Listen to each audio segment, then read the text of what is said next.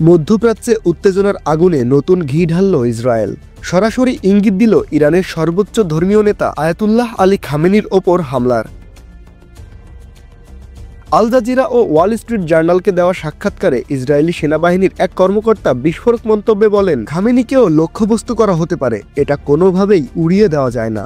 নাম প্রকাশে অনিচ্ছুক ওই কর্মকর্তা আরও সাফ জানিয়েছেন, ইরানের শীর্ষ নেতা ইসরায়েলি হামলার সীমার বাইরে নন। এর আগেই ইসরায়েলের সাম্প্রতিক হামলার বিরুদ্ধে কড়া জবাব দেওয়ার হুমকি দিয়ে উত্তপ্ত করেন খামেনি নিজেই। পাল্টা হুমকি দিয়ে ইসরায়েলের প্রতিরক্ষামন্ত্রী ইসরায়েল কাৎজ সরাসরি বলেন, খামেনি তার দেশের নাগরিকদের জিম্মি করে রেখেছেন।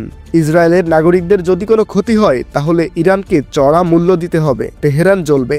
আর ইসরায়েলের প্রধানমন্ত্রী বেনিয়ামিন নেতানিয়াহু পরিষ্কার বার্তা দিয়েছেন, আমরা আয়াতুল্লাহ সরকারের প্রতিটি স্থাপনা ও লক্ষ্যবস্তুতে আঘাত হানব।